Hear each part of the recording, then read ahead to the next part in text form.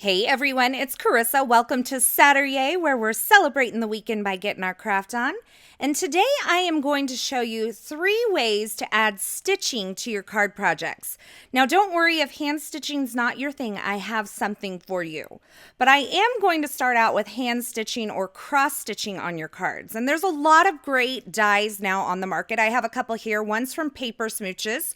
This just cuts the little holes out of your paper so that you can add some stitching to it. It doesn't have a border that cuts around it, so you just kind of place it in the middle of your card front, and it also comes with some accessory dies down there. And this is what it looks like when it's cut out. Now, don't spend the time to sit there and poke those out because you're going to actually poke them out as you stitch along. But if it's bothering you, you can use something like a die brush to knock all those little circles out. Now, similarly, My Favorite Things has this cross-stitch tag. Now, you can take that little piece out of the middle of the tag and just use the tag by itself or the little stitching piece by itself, or you can use them together, which is what I'm going to do today. And it also has a couple of pieces that come along with it. So I just wanted to show you, when I use these cross-stitch dies, I like to use my precision base plate. So it takes the place of your bottom plate in your cutting sandwich. So I'm going to use it as my bottom cutting plate. I'm going to put my die and my paper in there. I'm going to top it with a standard cutting plate and run it through.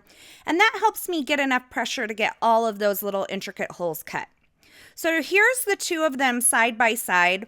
Couple little options for you. Now, I have to warn you, I started this and I got so addicted. Now, I'm using these large, kind of blunt-tipped tapestry needles. I wanted to show you them up close. It is not sharp. That is because I am very clumsy, and if you give me something sharp, I will stab myself over and over again. So I use a blunt-tipped needle for this.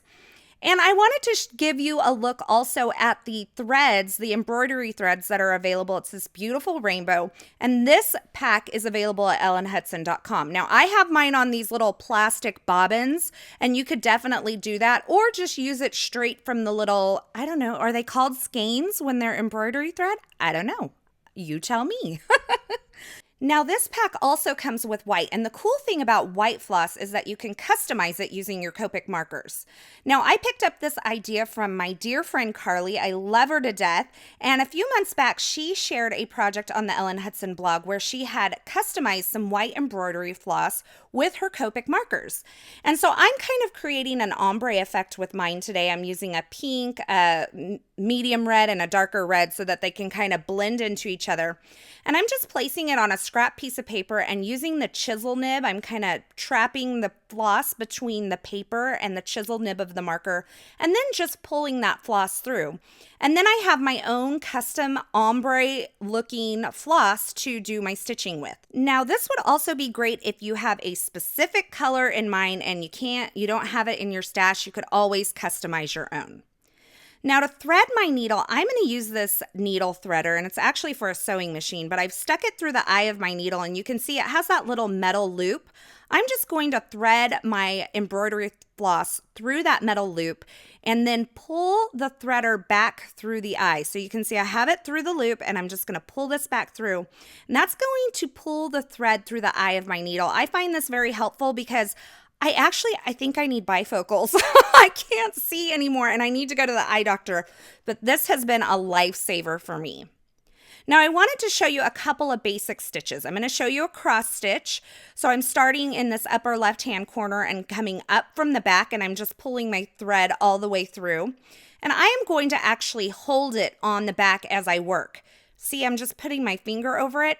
Now, if you wanted to, you could go ahead and just tape that down if that makes it easier for you. It kind of makes it a little less clumsy. So I'm going to go from that first hole up in the upper left-hand corner to the one that's below it and diagonal. And I'm just going to pull my thread nice and tight. You don't need to pull too tight because you don't want to rip your paper. And then I'm going to come up through the first hole on the second row, so the one just to the left of that one that I just went down through. And I'm going to cross over that half of an X that I already made. So I'm hoping this is making sense, but it makes a little X there. And this is really cool because when you work across your entire project, it adds a lot of color and a lot of texture to this.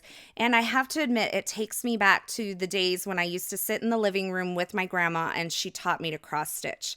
So here's a look at that cross stitch kind of part way across this. I didn't finish it off because this is not my finished project.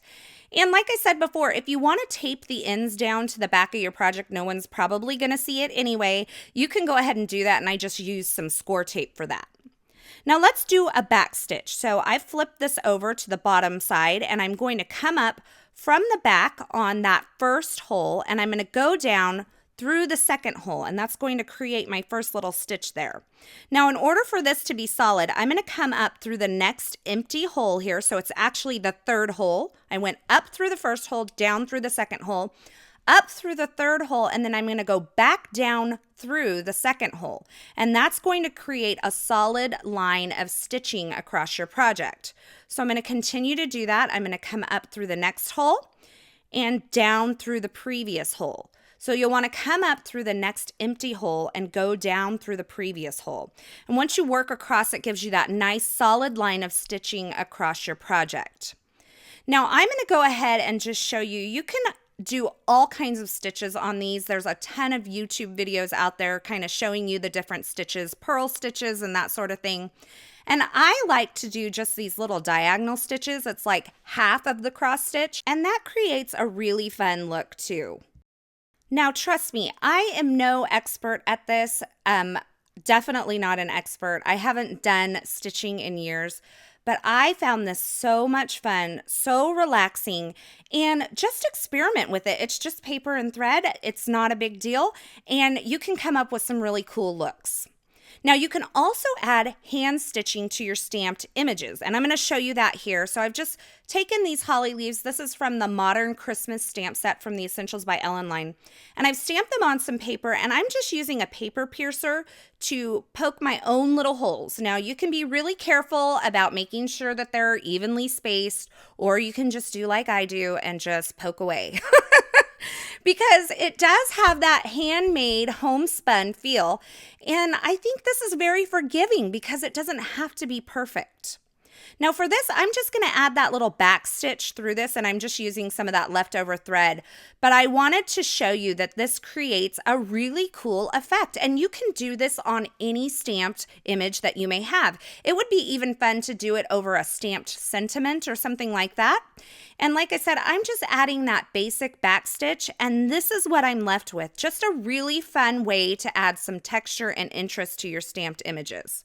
So now I have some of those holly leaves, and they're stamped on some green cardstock with some green ink, and I've doubled two of them up, and I'm poking through both of them at the same time just so that they're both alike. And then I'm going to add some back stitching using the green floss from that little floss kit there, and this is going to really add a fun touch to these holly leaves. And you can see I've already gone ahead and stitched my tags using various stitches that I've already showed you, and I used like kind of that pinkish color and that bright green, and then the pink thread is one that I actually created with my Copic markers. So I'm just going to secure these threads onto the back of my holly leaves, and then I am going to work on this sentiment. I am using this Joy word die from My Favorite Things. I am going to cut it out of some Nina Solar White cardstock. I'm going to cut it out about, 4, 5, 6 times, and I'm going to layer them up. So I'm just using a little bit of the Zig 2-way glue pen, and I'm putting glue all over the surface of this first die cut here. And then I'm going to stack another one of those white die cuts on top of it. Now I like to pick it up and kind of push the edges together to make sure everything's nice and lined up. I find the first one or two are kind of the most tricky to get lined up, and then as it gets thicker and you get going, it's a little bit easier to kind of stack these up. But once again, I'm just going to cover that with glue, and then I'm going to add another die cut on top of that. And you can make this as thick as you want, but this makes a really nice embellishment for your card projects. So once I have that all layered up, I am going to put all of these pieces onto my tag, and then I am going to place this onto a card front. So I'm just using a little foam tape to adhere my holly leaves, and this seemed to stick pretty well even over the top of those stitching lines, but you could squirt some multimedia matte behind it if you're worried about it. And in order to adhere this really chunky greeting, I'm going to use the multi-medium matte finish. And I'm just applying it on with a fine tip applicator, and I'm kind of putting it at an angle. And I am also, you guys, I hardly ever use the dots on the I's or the J's because I find them to be a big pain. But just for you, I saved the I. I saved the dot on the J, not the I. And once I get those on there, I'm going to stack up a couple heavy acrylic blocks and let it dry. And here is the finished project. This is just on a white linen card base. I added just a little bit of silver glitter paper along the side, some twine through the top, and a silver glitter tag reinforcer. And it is a beautiful handmade card. I love the way that this turned out. So the next way to add stitching to your card projects is to add faux stitching. And I have some examples of dies here that create faux stitching. This is the Essentials by Ellen stitching line set and the stitching cover plate die. Now these are great because they just add the stitching. They don't cut any shapes. And these are also fun from Lawn Fawn, the stitching trails, or you could use something like this stitched window die. That's also fun. Keep an eye out because there are tons of stitch dies on the market, and they're a really great way to add like a little finishing touch, a little bit of interest, and a little bit of texture to your card projects. So I just wanted to show you, this is the stitching lines die from the Essentials by Ellen set. This is the double stitched line, and you can see how it just puts those stitching lines into the paper. It doesn't actually cut the paper, it just cuts those little stitched lines, so it won't, cut your paper in half. Now, similarly, this die from Lawn Fawn, this is the stitching trails, it will only cut the stitches as well, but it has that adorable heart in there, which I think is so much fun. I'm going to use that on today's project as well. But keep in mind that some of these stitching dies will cut shapes. This is an example of one that actually cuts. This is from Pretty Pink Posh, and you can see this top line here, the scallop line, is actually a cut line, and the line below it is the stitching line. So just make sure that when you're picking up dies like this, you know what you're getting, because you don't want to end up with something that cuts your paper if that's not what you're looking for. But this is also a really fun effect. I'm left with that scalloped edge and a little bit of stitching on this piece of paper. So for my next card, I am going to actually use the Stitching Lines die set from the Essentials by Ellen line along with the Lawn Fawn Stitch Trails. And I'm just going to secure this onto my linen card base here, or card front, and I'm going to run it through my die cut machine. This is going to act as my little hill for my cute little snowman here to sit on. And that snowman, by the way, is from the Avery L. Frosty Friends stamp set. I adore him. He is so cute. I could just squeeze him and hug him because he's got those little rosy cheeks and that retro vibe, and I just love it. So I'm using a little delicate surface painter's tape to hold those dies in place as I run it through my die cut machine. And from there, I really don't have to do a lot to finish off this card. I added a little bit of silver glitter paper to the bottom, my adorable snowman, a little bit of Wink of Stella clear glitter brush pen. I colored in that heart with some Copic markers, and voila, clean and simple card with just the right touch with those stitching lines. So the third way to add stitching to your card projects is to use a machine. Now, I keep gold thread in my machine at all times. But I did want to show you a trick here. When you are wanting to clean up the front side, you don't want those thread tails to kind of show on the front.